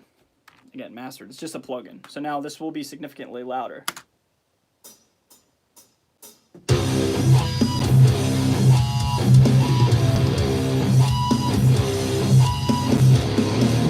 And that sounds sick. Let me check the meter. There's a meter on this plugin. I'm going to turn it down so I don't blow my head off. Okay, so my RMS peak is minus 12, which is pretty good. Anything above that, like minus 10, starts to get a little clippy and distorty. Technical terms here. I'm just going to leave it at that. I don't want, if it ain't broke, don't fix it. Roger that. File save. Command B. Bounce it out. Okay, pickups mastered. Bounce. So now it's bouncing. So everything I just did there is a very clean, cut, and dry way of how I make my videos. Just like the recording part. Now I haven't even filmed and edited all that. That's a whole that's a whole nother thing. So the track's done, right? Track's done. Okay, sick. Now I got a big giant mess here. So I'm gonna clean it up. So I'm gonna put the bass away. So now that I'm not like actively working, I'm gonna take a five-minute intermission break here. I'm gonna hop on the chat, just look at some comments, some questions, anything you guys want to ask, anything you guys want to talk about. I'll be sure to give my attention to that. And then what I think I'm gonna do, I have a little bit of time here. I got a little bit of time. Is I'll let you guys see me film a video in real time. I'll use the ring light that's just out of frame over here. and I'll film that and have you guys on the live stream so you guys can hang out with that. And then you know, I won't be looking at you, but I will mention you guys. And then I think I'll wrap it up there because then I have to like do the demo and you know, then I have to do the playthrough. That's another. I probably have another 4 hours of work on this, on making the video. You know, just the video alone. Then I got to edit it. You know, and that takes another hour and a half, 2 hours. So, neural or amped, your opinion, just making music at home. So, I had a plugin ranking video out, and then unbeknownst to me, Fluff hit me up like 2 days later. He's like, hey, I got a plugin coming out. I'm like, oh man, no way. I just made a best plugins for metal video. I would love to have included you. But, long story short, playing at home, I'd probably go amped roots, excuse me, because it's so much cheaper than any of the neural products. No offense to neural, like I love the neural DSP people. The neural DSP team is insane, and they're so good to me. And they make phenomenal stuff. That being said, if you just want to play at home and you just kind of just want to jam, I say go amped roots because of how inexpensive it is. It really isn't. It's like half the price of any neural DSP product, and you get 4 amplifiers if you buy it, and you get 1 free. So it's like, how could you not like it? You know what I mean? I'll check the vids out. Thanks, man. Hey, no problem. Hey, man. Hey, what's going on? Justin Cox sounds pretty balanced. Thanks. I hope. I mean, I wouldn't expect it to sound sick through a cell phone, but I like that it doesn't sound bad. I appreciate that. Thanks, man. Can't wait to hear the song completely. I bet it'll turn out awesome. Thank you, Guitars Life. I appreciate that. I'm hoping it does. I'm hoping it sounds sick. Overall video level. Okay, so my videos in general are louder. I don't know, man. I really don't know. I mix. Oops, I dropped something. I mix my spoken words with a Rode NTG2, which goes through Logic. So I'll let you guys see that here in a second. I don't like lav mics because they're finicky, and they sound like kind of claustrophobic. They sound very closed off like this when you're talking. So I have a condenser mic in the room, like just at a frame rate, pointed straight at me. And then I go in through Logic and I mix it and I I compress and I do the traditional voice mixing thing with a de-esser and everything like that, compression, limiting, etc., etc. I just want to make everything as good as possible, like I said. That's just my goal, to be as best as I can in every aspect. Not the best player in the world, but I'm the best player. Nobody can play like me, and I embrace my own style. So I like that about my playing a lot. Michael Carver, what's up, man? Hey, how you doing, brother? How you doing? Good to see you. Think it's possible to put actives in a Squier Jim Root? Yeah, bro, as long as you got space. Actually, I don't know, because you need space for a battery. I've never opened up the cavity of the Squier. I don't know. I really don't know. I've never tried that. Maybe one day I'll get around to making a video like that. Your final mastered MP3 DBS. So I don't master in MP3s. I master in WAV files. But the overall is minus point. Wait, what is it? It's minus. I just want to make sure I get it. I'm having a brain fart. Okay, minus point. Wait, I'm just gonna let it play. Minus 0.2 dB. Okay, yeah, minus 0.2. I wanted to say minus 2. I was like, that's not right. Yeah, 0.2. So it's not at 0.1 where it's like loud as possible. I give myself a little bit of headroom, just cause. But I try to push it as much as possible. You know what I mean? What type of video are you recording? So I'm assuming you're just showing up. I just filmed. All right, I'm so sorry. I just recorded a pickup shootout between the stock 8160 and the Jim Root Demonums. I recorded both of them, swapped out the pickups, etc., etc. So now what I have to do is I have to film it and make the video. So I'm gonna get ready to do that. If you guys have any more questions, just continue to ask. I'll be sure to check in one more time before I hit actual record. But I do want to get going on this because, this is a lot of work, man. And I do want to wrap it up soon because I do want to eat dinner, spend time with the missus, and then I got a lesson, Patreon lesson on music theory with one of my students, Micah. I don't know, he was in here earlier. I'm not sure if he's still here or not. But I got that at 6:30. So I do want to get the show on the road here.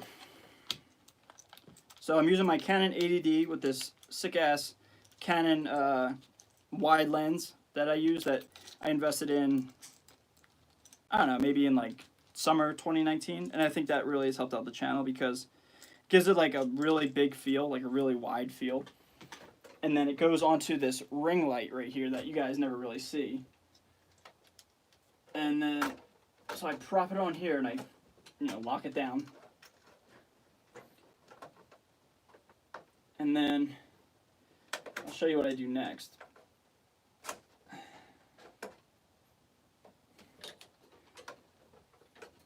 So I'm gonna get that out of frame. Next, okay, I gotta open up a new Logic project. So file, save that. I go file, new, close this project. Our new audio track, input 1. And I take this microphone. It's made an appearance every once in a while. Every once in a while I'll catch it just out of frame, or just in frame, excuse me. And it's like an eyesore, but most people don't notice it. But it's a Rode NTG2 condenser microphone. And condenser microphone just means it picks up the room ambience a little bit better compared to a dynamic microphone, which is more like right up on it type of deal. And so I put this just out of frame, pointed straight at me, and then I have it running through Logic. And then when the video is done, I edit the audio, mix the audio, if you will, and then sync it to the actual video. So it's a huge process, man. It really is. All right. I'm gonna clean up here, get it a little bit presentable. So yeah, in about 2 minutes, I'm gonna start filming here. And for the first time, you guys will be able to see how my videos are made. At least from the actual filming standpoint.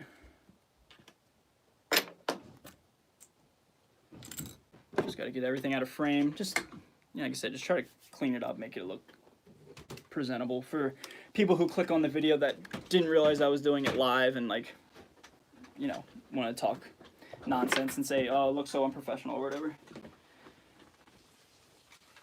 Speaking of a mess, oh, my camera's low on battery. Perfect timing. So I'm gonna put this in the frame, just out of frame. I'm gonna clean up all the strings.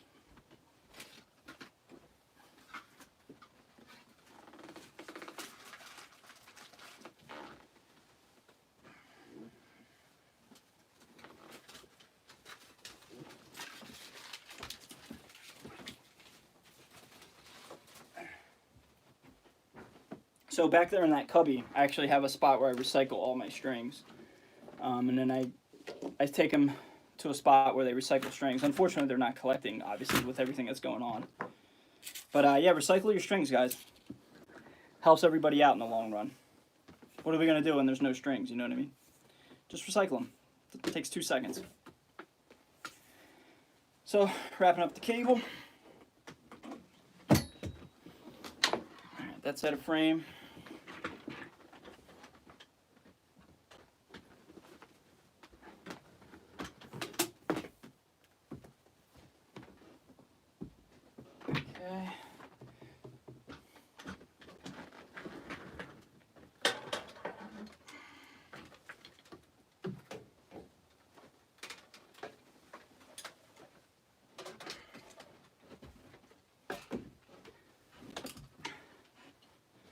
Okay, everything's out of frame.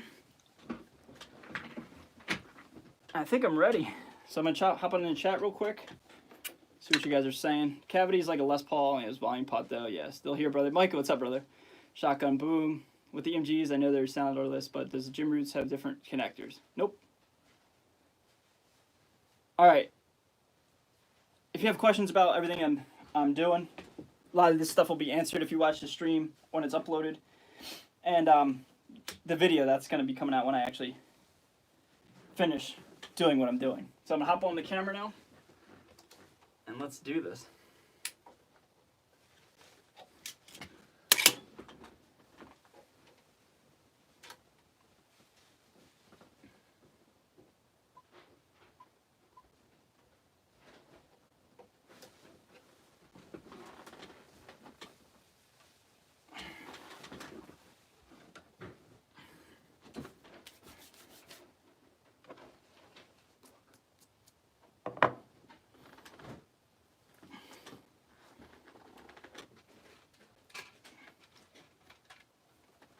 All right, here we go.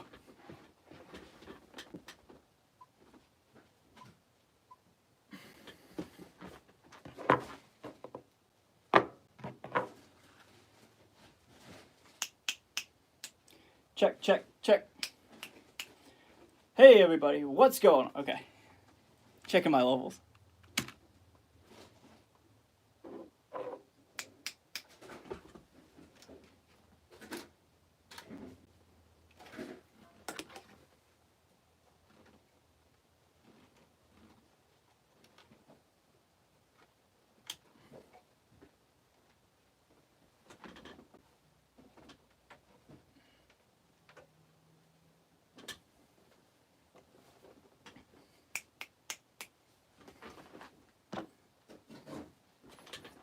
Well, today, guys, we're going to be doing a video that you guys asked for, and I'm going to deliver it. Today, we're going to be doing a shootout between the 8160 stock pickups that come with the Jim Root signature guitars and Jim Root's new signature pickups, the Demonums from EMG. Let's get into it.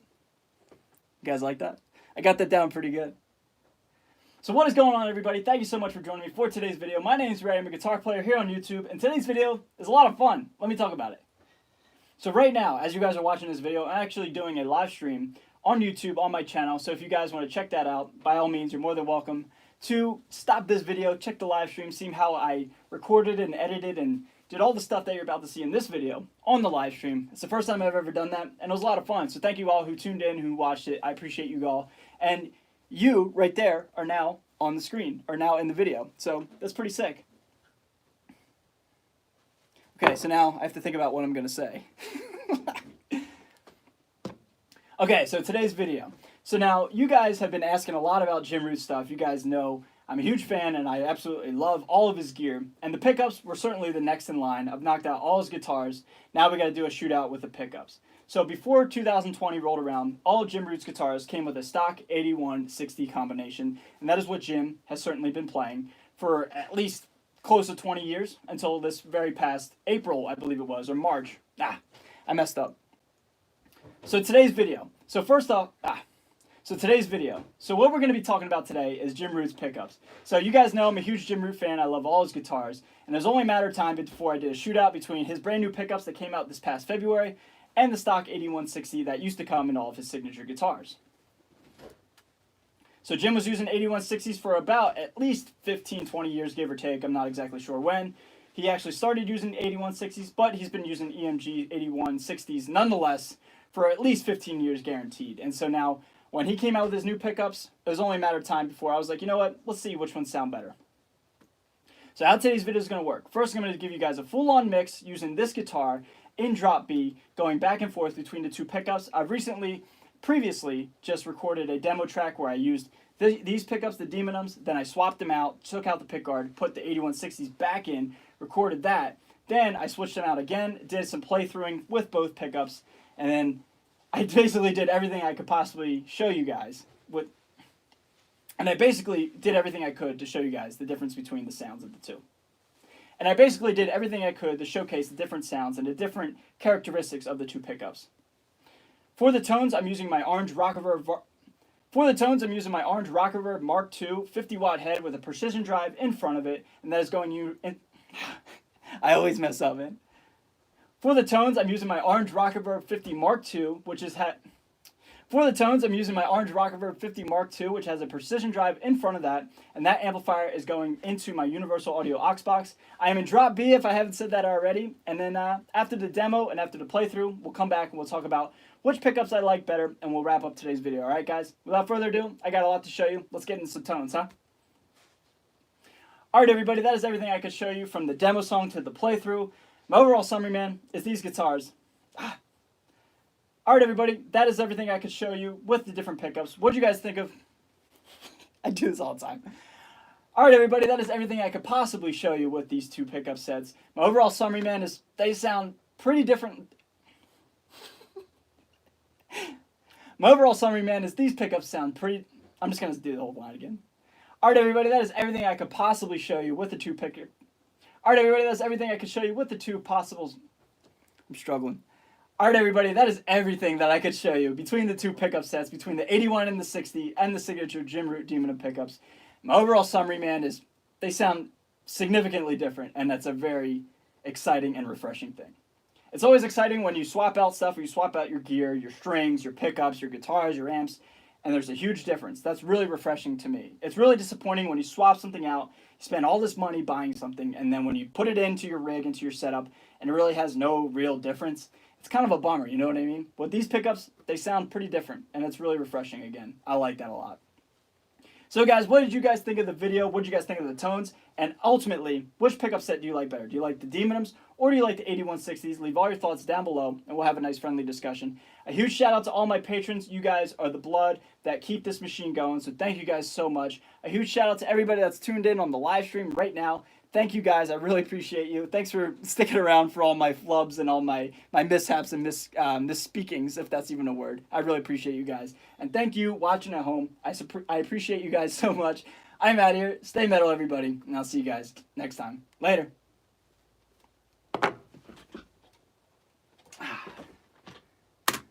And we're done. So that is basically how I do all this speaking. I know it's kind of it's a lot of work, man. And I'm not a very good public speaker, and I always run out of things to say, and I always mess up. So it's kind of cool how you guys got to hear that. But so real quick before I forget, I have to hit save on this because this is my spoken word. So JR pickup spoken word.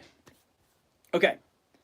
So now I have to edit this and I have to mix it. I'm probably not going to do that right now.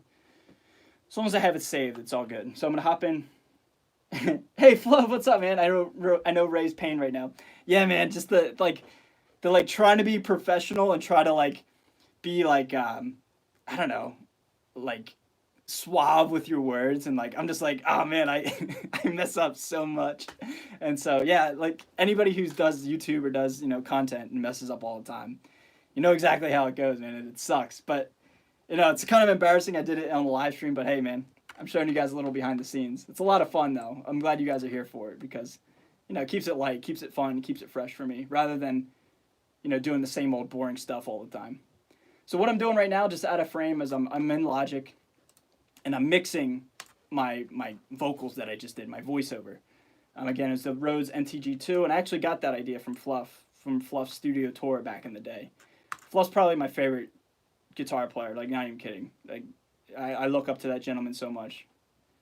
He pumps me up, and he's a huge inspiration for what I'm doing right now. So I learn a lot from that dude. Very smart gentleman.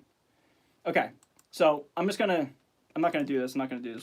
Waste your guys' time. I'm just saving it here. I gotta mix those vocals and then bounce them out and then sync them to what I just filmed. So I appreciate you guys. Hey, Fluff, I'm just being honest, man. Just not saying that because you're here.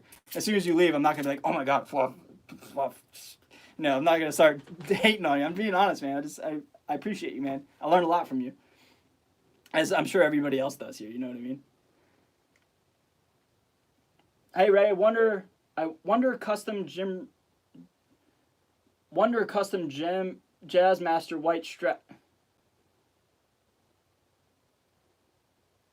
Hell yeah! I'm not sure what you're. I'm not sure what you mean, man. I think you're saying I like the white. Thanks, I appreciate that. Thanks for checking out the Strat. I think that's what you're saying. I'm not the smartest person in the world. I don't know if you did, but if not, you should do a battle between Mick's pickups and Jim's pickups. Yeah, maybe one day that'll happen. Yeah, it's just a matter of just the finances. You know what I mean? Wrecked. Sad Jim Root noises when you said Fluff's your favorite. Oh, come on now. Guys, don't start creating beef between, it's like a love triangle. Jim Root, Fluff, and me. My Les Paul can't handle lower tunings like drop A and drop G sharp. Well, honestly, it's not very surprising, especially drop G sharp, because unless you have like 90 gauge strings and drop G sharp, that's a lot of, that's pretty low, and 24 3/4 scale isn't exactly the most ideal for that tuning. I think drop A is probably as low as a Les Paul can handle, but yeah, like anything, like I've done drop A on a Les Paul for a video just to kind of like prove a point and experiment, and I had like a 60 or like a 74 on there, I believe, and like anything other than like the lowest two strings, like the A and the E string and drop A, were like it was like unusable. Like trying to play leads on that thing, it was like forget about it. So um, I love Les Pauls, and I really do. But I am like a realist, I guess, if that's a word. That like they're just not made for that lower tunings. They're like dad rock guitars, and I feel like I'm a dad rocker at heart. I like old school stuff like Gibson and Fender. I mean, hello, you know what I mean? Like, so yeah, if you want to play in drop G sharp, I would invest in like a seven string or at least like a baritone of some sort. But I just don't see I don't see a Les Paul handling that super well. You know what I mean? But hey, if you can pull it off, man, that'd be sick. Hey, it's Toberos. Hey, Ray. Hey, what's going on? You can get a baritone, exactly, Mikey. You said it best, brother. Les Pauls can't handle any tuning. Oh, that's not true now. Come on now. My Les Pauls love drop D. It's like my favorite tuning right now. So everybody, I tell you what, man. Did you do the relicking on that root strat, or did your Slipknot tattoos do the relicking? Yeah, honestly, I put on Iowa for like an hour, and I went downstairs, and like I was like worshiping Satan and summoning demons, as you do. And I came up here and it was just like instantly relicked. Pretty weird.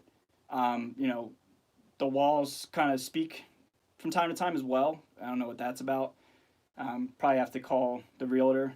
Probably like a rat problem or something. But yeah, I just okay. I ran out of funny things to say. All seriousness, I played. I didn't do anything. I didn't like really relic this myself. I kind of just like play it a lot and drop it a lot, and like I do that. I did that on purpose, obviously, but I always like bang it and do this, and then that every day for I don't know 2 years just turns into like flaking off, and then like sometimes it'll flake, and I'll like just start playing with it, and like it just like flakes off like like really easily. You know what I mean? So these things are super sick, and this one right here, it's in shambles right now because I just tore it apart for the video. But this one has similar battle wounds, and these just relic so easily, and like, I love that because I'm not super careful with my guitars because I think they deserve to be dinged up and played. You know what I mean?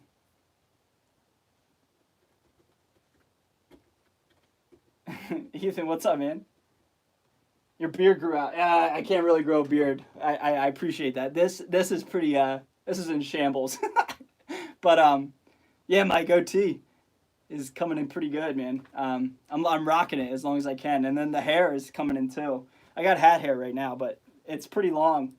It's the longest I've had since I was like 14, ever since like 8th grade, and I'm rocking it while we're in this whole thing because there's nothing open, so it gives me an excuse to keep it going. You know what I mean? So I love it. I'm enjoying it, and it doesn't look that bad. I mean, some people would disagree. Over there. But I like it. So everybody, hey, I tell you what, man, I'm going to hop off. I got a lesson here in 40 minutes with Micah, the gentleman that's been in the chat the whole time. We got some theory to talk about. If you guys want to talk theory with me, link to my Patreon page is down below. That's where I do all my lessons. And before we get out of here, one question real quick. Do you guys want more lesson-based videos? Like theory, more or less on metal theory, you know what I mean? Because I have a couple unlisted right now that are locked and loaded, ready to go on the channel. I just haven't made them public yet. And I will release them, but I just want to make sure that's something you guys would be into because I want to teach broad strokes to everybody. And then like the real nitty gritty, I want to teach to my students because I think that would be fair. You know what I mean? I don't want to teach the same stuff that I'm teaching my students. I want to give, I don't want to shortchange them, but I do want to give broad strokes to people about theory and how theory is so overlooked and how theory is actually really easy. But if you guys aren't into that, I won't, I won't do it. Yes, of course. Yes. Okay. That'd be cool. Lesson videos would be great. Sure. Yes, please. Ray. Yes. Yes. Okay. All right. Well, okay, guys, I tell you what, you guys want me to make those videos? That's exciting. That means so much to me because I have so much knowledge and so much years under my belt learning theory and like figuring it out. So, I'll make it, but I ask of you guys, please, like, interact with those videos. Get those videos, not the attention they deserve. That sounds really ignorant of me, but like, you know, interact with them, ask questions on them, comment on them, tell me what you guys want to see next, because that allows me to make more videos, and it allows me to see what you guys like and what you guys don't like, where you're stuck at, what you want to see next, etc. And it just like builds traction to those videos, because, you know, let's be honest. If I did a video and if it only got 10 views, and then I do a gear demo and it gets thousands, what am I gonna do? I mean, it's honest. I'm just being honest with you guys. But I do want to teach, and I do want to teach individually with my students, but I also want to teach broad strokes to my subscribers and to my friends on my channel. So, if you guys are interested in that, I see a lot of yes. Songwriting vids, theory is cool, production is cool, do what's fun for you, bro. When I have a chance to play, I just want to have some fun. Learn to make YouTube videos for guitar playing. Thanks to you, Ray. Hey, hell yeah, Justin. That's awesome, man. Legato lessons, suck at Jim solos. Okay, tell you what. I'm going to go for it for a little bit. I'm going to ride that wave. Ideas and theory and techniques and stuff. And we'll see how it goes. The gear's not going to stop. I've got lots of gear stuff and shootouts and demos and covers. I'll throw in a cover every once in a while. My original content won't stop. I'll just start sprinkling in some theory and some lessons in there too, all right? But again, I ask you, please, just interact with those videos when they get uploaded, okay? Just interact with them. Just like, comment, share if you want. Just, it lets me know that you guys like that content, excuse me. All right, sound good? Okay, guys, tell me, man, how to play Me Inside from Slipknot, that intro. I don't get the rhythm. I'd say what? Once I make those videos, those lesson videos, we'll get a thing going. We'll get the ball going. And I'll get all the ideas compiled, and I'll just keep cranking them out for you guys, all right? Because lessons are easy. What I just did today is very hard. These types of videos are very hard. But lessons are easy, and I can crank them out like that, as long as you guys show up for them, all right? So, on that note, guys, I love you. I'm going to go get some dinner, and then I got a lesson. Spend some time with the lady. We're going to watch It Chapter 2. We started last night. We're going to finish it tonight. I saw it in the theater, but it was the day after my surgery, and I was a little groggy, so I don't really remember it. So we're watching it again. But guys, seriously, thank you so much for tuning in. This was a lot of fun. A little nerve-wracking talking to the camera while you guys watch me. But I appreciate you guys tuning in. So I'm out of here, everybody. Thank you so much. Thank you all to Super Chats, everybody who contributed, participated. You guys are awesome. I'm out of here. Stay metal, everybody. I'll see you guys next time, all right? Later.